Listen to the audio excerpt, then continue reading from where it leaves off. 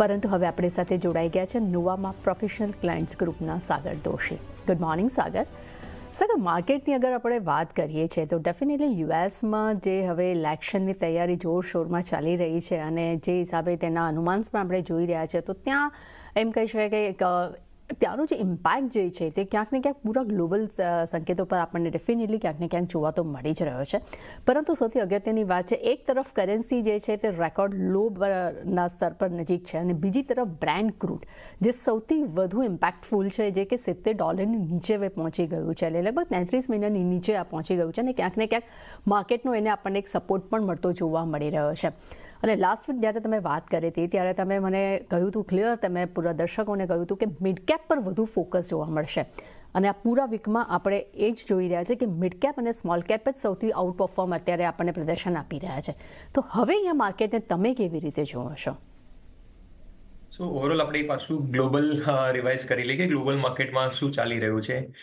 સો આપણે US market જોઈએ યા Europe market જોઈએ તો એક થીમ જે ઇમર્જ થઈ રહી છે, જે લોકો આજકાલ ડિસ્કસ કરી રહ્યા છે, ઇટ્સ યીલ્ડ કર્વના બારામાં ડિસ્કસ કરી રહ્યા છે કે જે શોર્ટ ટર્મ યુએસનું 10 યર માઇનસ 2 યરનું યીલ્ડ કર્વ છે એ એક ડિસ્કસ કરી રહ્યા છે, એક ઇકોનોમી ઇન્ડિકેટર તરીકે યુઝ કરી રહ્યા છે અને એ probably the one of the main reliable indicator કે જે આપણે રિસેશન પહેલા એક ઇન્વર્ઝન એમાં સાઇન જોવા મળે છે, જ્યારે short term interest rate short term bond yield જે લોંગ ટર્મ બોન્ડ યીલ્ડ ઉપર જાય છે તો એને એક ઇન્વર્ઝન કહી શકીએ છીએ. તો આપણા આ યીલ્ડ કર્વ સ્ટીપનિંગ થઈ રહ્યો છે, મતલબ કે એક કન્સર્ન આવી રહ્યું છે, જે તમે ડિસ્કસ કર્યું અબાઉટ યુએસ, તો એક કન્સર્ન આવી રહ્યું છે કે પાછું રિસેશન તરફ આપણે જઈ રહ્યા છીએ કે નહીં.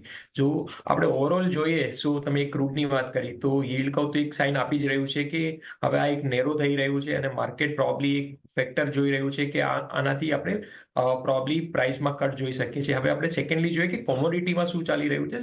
કોમોડિટીમાં જે તમે ડિસ્કસ કર્યું કે ક્રૂડ 3 યર્સના લો પર છે, જ્યારે આપણે બાકી બધી કોમોડિટીઝ બી જોઈએ, એલએમઈમાં કોપર જોયું,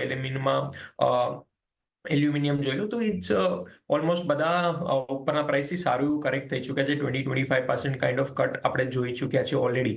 આપણે જોઈએ યુએસ માર્કેટમાં જે સ્ટ્રક્ચર બની રહ્યું છે, જે એક નેગેટિવ ડાયવર્જન્સ બની રહ્યા છે, plus number of stock making new highs 52 week highs, એના નંબર ઓફ સ્ટોક રિડ્યુસ થઈ રહ્યા છે. જે પ્રીવિયસ હાઈ પર જે નંબર ઓફ સ્ટોક હતા અને હમણાં કરન્ટલી નંબર ઓફ સ્ટોક જે હાઈ પર છે એ એક નંબર રિડ્યુસ થઈ રહ્યા છે, મતલબ કે એક સિલેક્ટિવ રેલી ચાલી રહી છે અને મને લાગે છે કે આ એક કન્સોલિડેશન ફેઝ છે, જે આપણે ડિસ્કસ બી કરેલું કે September month generally cool of હોય છે ઓવરઓલ ગ્લોબલ માર્કેટ, એ જ આપણે કન્ટિન્યુઅસ જોઈ રહ્યા છે.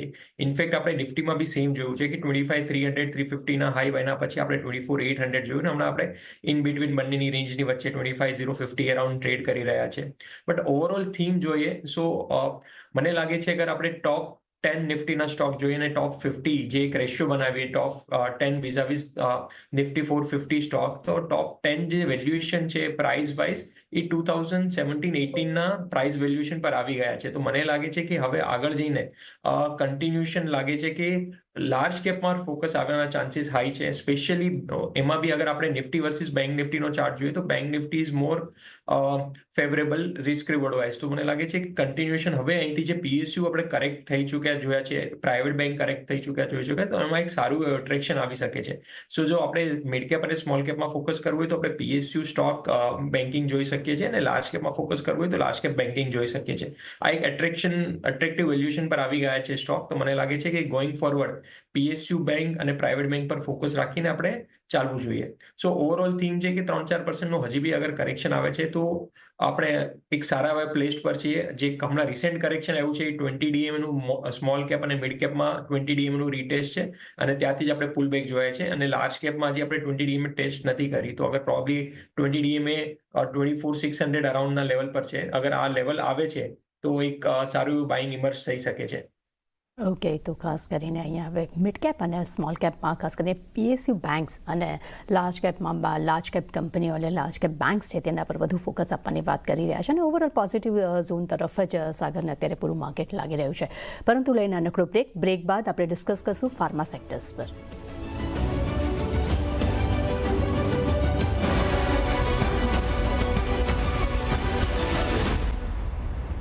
બ્રેક બ્રેક બાદ ફરી આપનું સ્વાગત છે. સાગર દોશી આપણી સાથે જોડાયા છે. સાગર, આજે સૌથી અગત્યનું એક સેક્ટર છે ફાર્મા સેક્ટર્સ. ઘણા સમયથી આપણે જોઈ રહ્યા છે કે ફાર્મા સેક્ટર્સમાં સારું એવું આપણને બાઇંગ જોવા મળ્યું છે અને ઓલ ટાઈમ હાઈ પણ આજે આ ઇન્ડેક્સે બનાવ્યા છે. પરંતુ ગઈકાલે જે એક પોઝિટિવ સમાચાર જે આવ્યા છે, ખાસ કરીને એમ કહી શકાય કે જે ફાર્માને લઈને યુએસ તરફથી જે એક એમ કહી શકાય કે આપણી ભારતીય કંપનીઓ માટે એમ કહી શકાય કે પોઝિટિવ હિન્ટ જે મળી છે ખાસ કરીને, તો એને લઈને ફાર્મા સેક્ટર્સમાં એક સપોર્ટ પણ ક્યાંક ને ક્યાંક જોવા મળ્યો છે.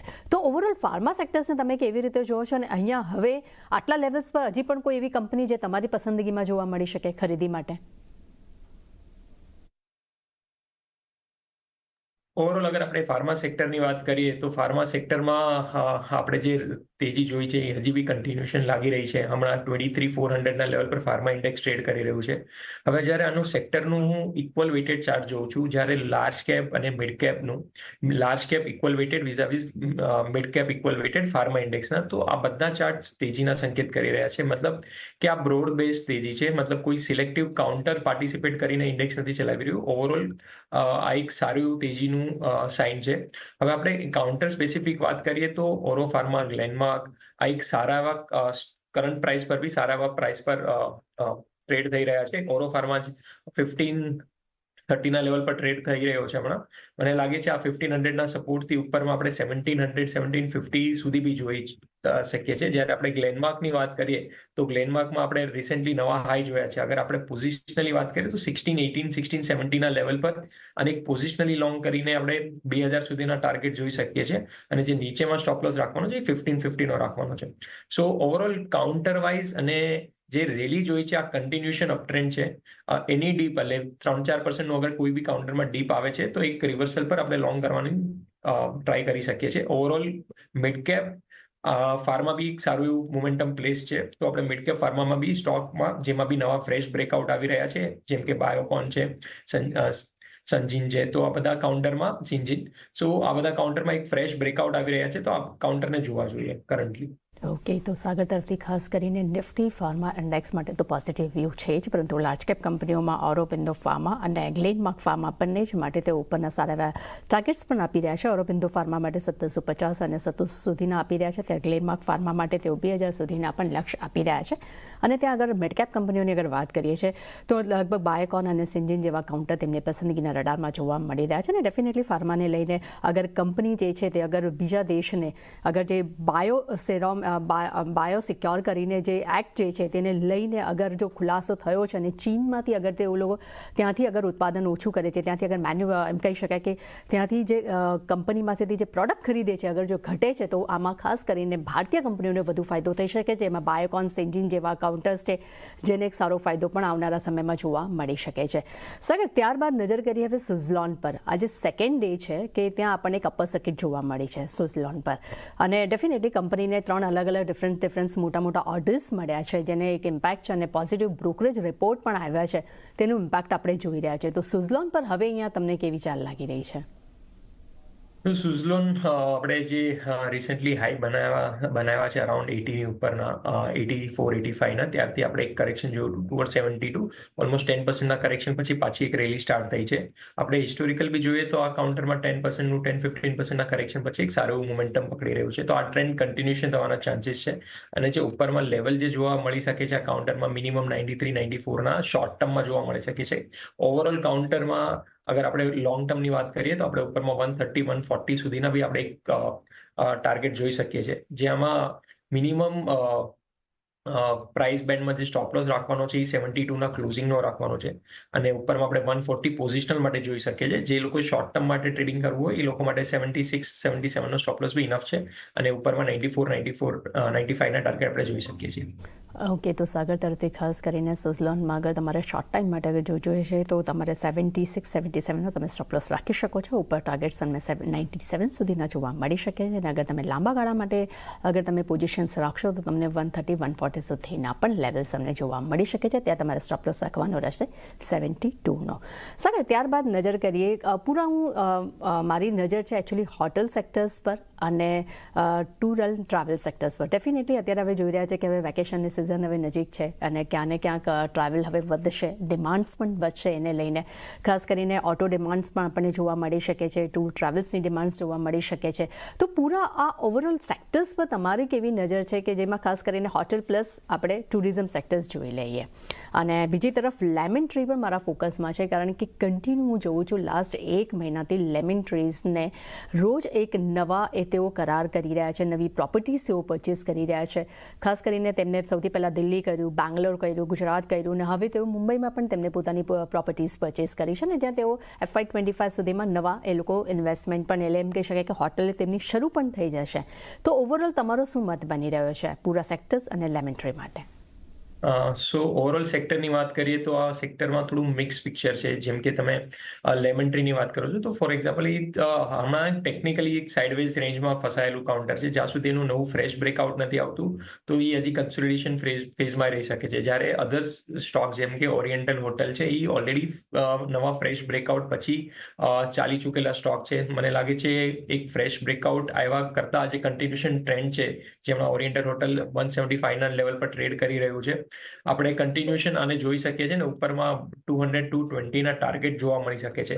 Sector specific overall mix picture છે. બધા કાઉન્ટરમાં ફૂલ ફ્લેશ ક્લિયર બ્રેકઆઉટ્સ નથી, બટ હા જેમ કે સિલેક્ટિવ કાઉન્ટર્સમાં ઓલરેડી બ્રેકઆઉટ આવી ચૂક્યા છે તો આપણે એને કન્ટિન્યુએશન એની ડીપ અગર ઓરિયન્ટ હોટલમાં 166-167નું લેવલ આવે છે તો એક સારું એવું લોંગ પોઝિશન ક્રિએટ કરી અને ઉપરમાં 210-220ના લેવલ જોવા મળી શકે છે. અને જે સ્ટોપ લોસ રાખવાનો છે એ રિસ્ક રિવોર્ડ ફેવરેબલ છે તો અરાઉન્ડ 157નો સ્ટોપ લોસ રાખી અને ઉપરમાં 210 સુધીના આપણે ટાર્ગેટ જોઈ શકીએ છીએ. ઓકે, તો સાગર તરફથી ખાસ કરીને પૂરા હોટલ સેગમેન્ટ માટે તો મિશ્ર રિપોર્ટ જોવા મળી રહ્યો છે, પરંતુ ખાસ કરીને તેમાં ઓરિએન્ટલ હોટલ્સ છે જેના માટે તેઓ બાઇંગની સલાહ આપી રહ્યા છે. 157ના સ્ટોપ લોસ અને ઉપર ટાર્ગેટ્સ એમને 200-220 સુધીના જોવા મળી શકે છે. પરંતુ લે નાનકડો બ્રેક બાદ નજર કરશું સાગરના આપણે ટ્રેડિંગ કોલ્સ પર.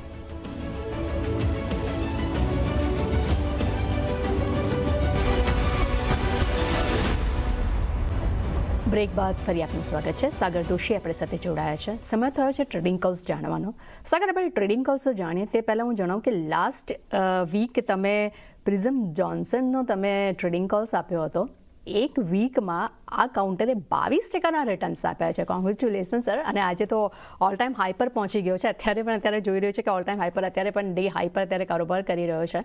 તો આ કાઉન્ટરને લઈને હવે તમે શું પહેલાં સલાહ આપવા માંગો છો કે પ્રોફિટ બુકિંગ કરવું જોઈએ કે કેવી રીતે તમે તમારા હિસાબે શું ચાલવી જોઈએ? સો આપણે જે લાસ્ટ ટાઈમ ડિસ્કસ કર્યું હતું એ પેટર્ન અમને પાછું એકવાર રિપીટ કરી દઉં. એ ડબલ ઇનસાઇડ બાર, જે મંથલીમાં ડબલ ઇનસાઇડ બાર પછી જે ઓલ ટાઈમ હાઈ અને મલ્ટીયર બ્રેકઆઉટ હતું એનું મિનિમમ ટાર્ગેટ જે 220-230નું હતું એ શોર્ટ ટર્મ ટાર્ગેટ હતું. બટ અગર આપણે પોઝિશનલ વાત કરીએ તો આપણે પોઝિશનલમાં હજી બી અહીંથી એક સારું મૂવ જોઈ શકીએ છીએ. જે શોર્ટ ટર્મ માટે લીધેલા એ લોકો એકવાર બુક કરી શકે છે બિકોઝ કે લાસ્ટ 1 વીકમાં આપણે એક સારું એવું મૂવ જોઈ શક્યા છે. બટ મને લાગે છે કે આ એક પોઝિશનલી સ્ટોક છે અને પોર્ટફોલિયો સ્ટોક બની શકે છે. મને ઉપરમાં જેના લેવલ લાગી રહ્યા છે મિનિમમ 300 પ્લસ લાગી રહ્યા છે. સો જે 180-170ના લેવલ પર કમ્ફર્ટેબલી એન્ટર કર્યું છે એ જ ટ્રેલિંગ સ્ટોપ લોસ સાથે હોલ્ડ કરીને આપણે 300 સુધીના આપણે ટાર્ગેટ જોઈ શકીએ છીએ. ઓકે, તો સાગર તરફથી ખાસ કરીને જેમને આ પોઝિશન અગર બાય કરી છે તો તેઓ શોર્ટ ટાઈમ માટે તમારે અગર છે તમારો ટ્રેડ તો તમે પ્રોફિટ બુક કરી શકો છો. અગર તમે લાંબા ગાળા માટે લેવા માટે તૈયાર છો તો તમારે 300 સુધીના પણ તમને ટાર્ગેટ્સ જોવા મળી શકે છે. અને અત્યારે પણ જોઈ રહ્યા છે કે અત્યારે જસ્ટ આ કાઉન્ટરે નવા ઓલ ટાઈમ હાઈ 230ની ઉપરના બનાવ્યા છે. સાગર, હવે આજના તરફથી કોઈ ટ્રેડિંગ કોલ્સ કયો છે?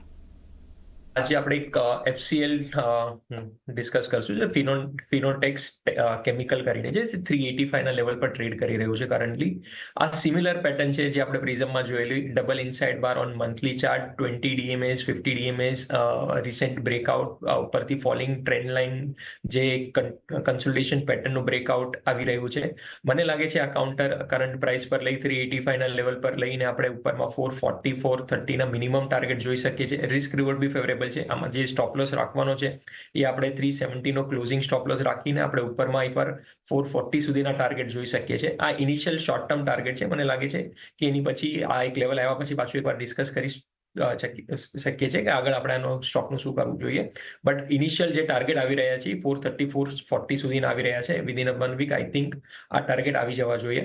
અને સેમ પેટર્ન છે જે આપણે પ્રિઝમમાં ડિસ્કસ કરેલી મંથલી ડબલ ઇનસાઇડ બાર અને નવા ફ્રેશ બ્રેકઆઉટ આવી રહ્યા છે આ કાઉન્ટરમાં, તો એક કાઉન્ટરને નજરમાં રાખવું જોઈએ.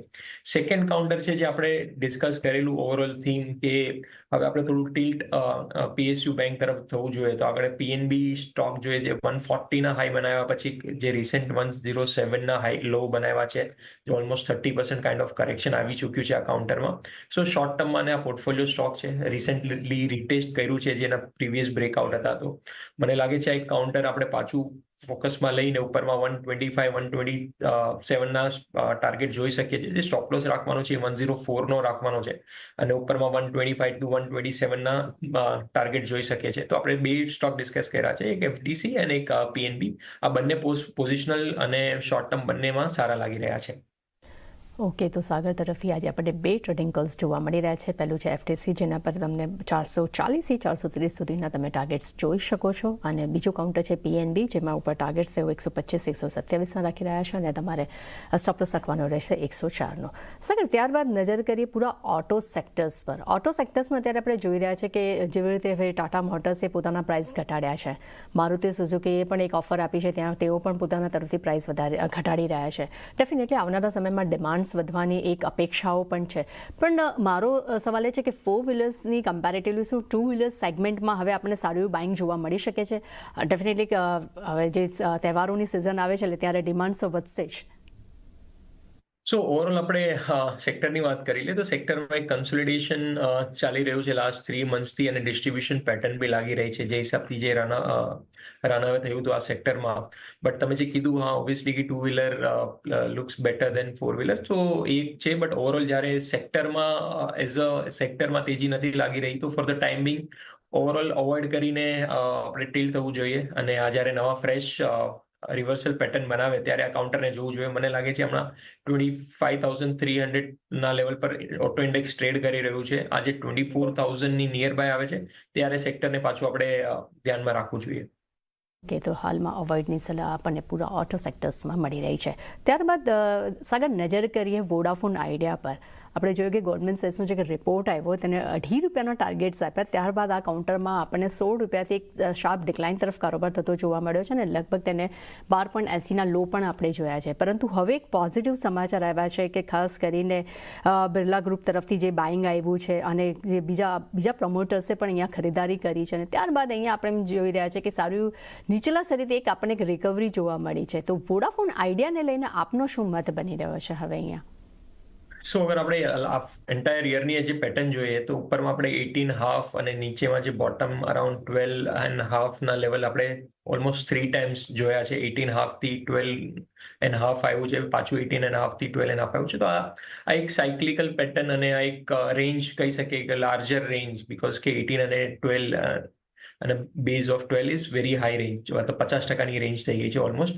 બટ આ રેન્જમાં જ મને લાગે છે કન્ટિન્યુએશન રહેશે four next at least 3 to 4 months. તો જ્યાં સુધી આ રેન્જનું બ્રેકઆઉટ યા બ્રેકડાઉન નથી આવતું ત્યાં સુધી આ કાઉન્ટરને લોંગ ટર્મ માટે અવોઇડ કરવું જોઈએ. અધરવાઇઝ અરાઉન્ડ 12.5ના લેવલ પર લોંગ ટર્મ માટે એકવાર રિવર્સલ બેટ માટે પ્લે કરી અને ઉપરમાં 18.5 સુધી પ્લે કરવું જોઈએ. તો આ કાઉન્ટર એક રેન્જ બાઉન્ડમાં ટ્રેડ કરી રહ્યું છે 12.5 to 18, અને જે શોર્ટ ટર્મ ટ્રેડર છે એ લોકોને આ રેન્જમાં એકવાર for the time Bing trade initiate કરીને એક્ઝિટ કરવું જોઈએ.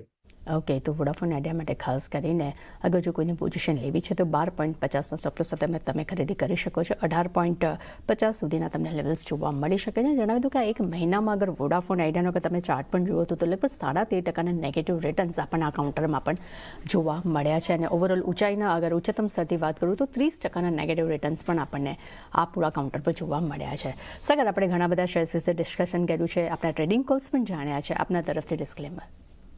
સો આપણે જે સ્ટોક ડિસ્કસ કર્યા છે એમાં મારી કોઈ પર્સનલ પોઝિશન નથી, બટ અમે અમારા ક્લાયન્ટોને રિકમેન્ડ કર્યા હોઈ શકે તો it is safe to assume કે they are holding the position. મારી સાથે જોડાવા બદલ. તે સાથે જ માર્કેટ લાઈવમાં બસ આટલું જ. મને આપશો રજા. આગળ મારા સહયોગી ઝાણા લઈને આવી રહ્યા છે કોમોડિટી લાઈવ. જોતા રહેજો સીએનબીસી બજાર.